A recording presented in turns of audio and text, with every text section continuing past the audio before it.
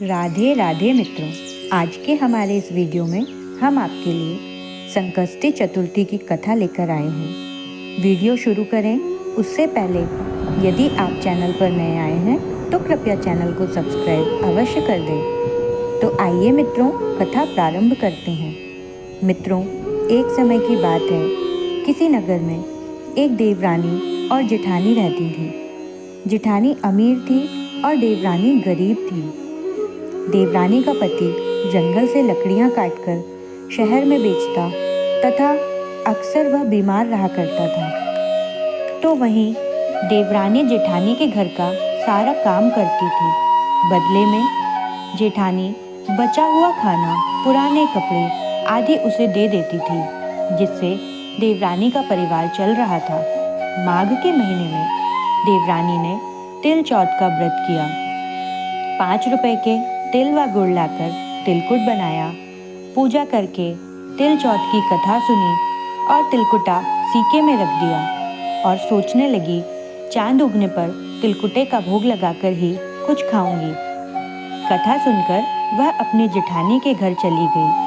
खाना बनाकर उसने जेठानी के बच्चों से कहा, खाना खा लो। तो बच्चे बोले, जब माँ खाएंगी हम भी तभी खाएंगे। फिर उसने अपने जेठ जी से खाना खाने को कहा, तो वह भी बोले, मैं अकेला नहीं खाऊंगा, सबके साथ ही खाऊंगा।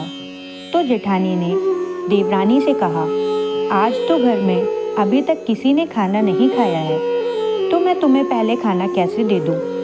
तुम कल सुबह जल्दी ही बचा हुआ खाना ले जाना। देवरानी के घर पति और बच्चे भी आस लगाए बैठे थे कि आज जो त्योहार है, माँ आएंगी तो पकवान आदि खाने को मिलेंगे।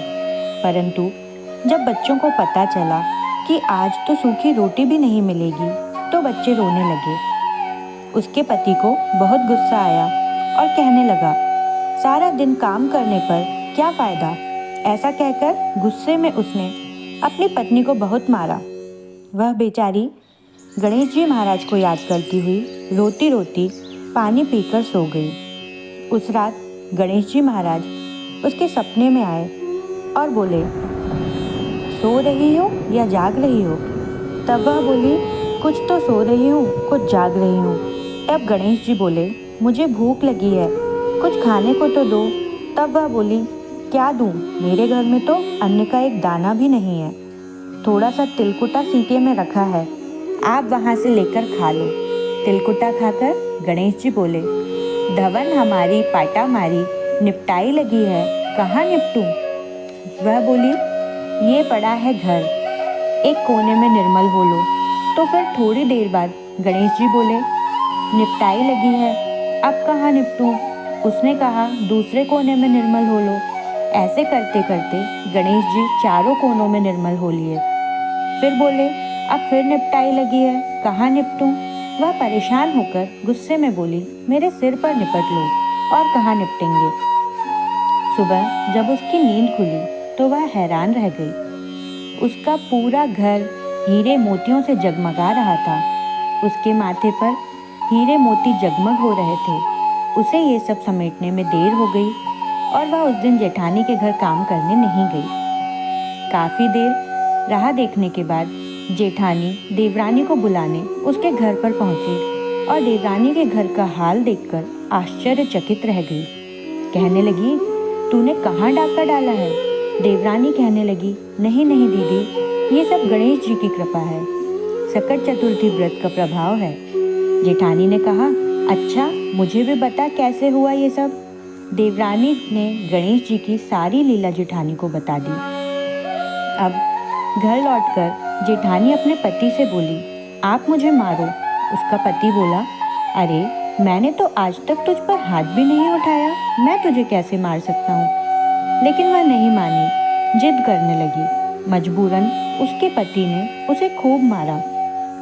फिर जेठानी घर सब कुछ होते हुए भी वह उसने थोड़ा सा तिलकुटा बनाया और सीके में रखकर गणेश जी को स्मरण करके सो गई। अब गणेश जी उसके सपने में आए और बोले, धवन हमारी पाटा मारी, सो गई या जाग रही है? वह बोली, जाग रही हूँ। फिर गणेश जी बोले, हमें भूख लगी है, क्या खाऊं? तो उसने भी देवरानी की तरह कह दिया, सीके से सिर्फ तिलकुटा रखा है तो खा लो। इसके पश्चात गणेश जी फिर बोले, निपटाई लगी है, कहाँ निपटूं? तब जेठानी ने देवरानी की नकल करते हुए पहले घर के चारों कोने, उसके पश्चात अपने सिर पर निर्मल होने का कह दिया। सुबह धन की लोभी जेठानी यह सोचकर उठी कि पूरा घर हीरे मोतियों से जगमगा रहा होगा, लेकिन देखा तो पूरे घर में गंदगी फैली थी, तेज दुर्गंध आ रही थी, उसके सिर पर गंदगी लगी थी। वह बोली, गणेश महाराज, यह आपने क्या किया?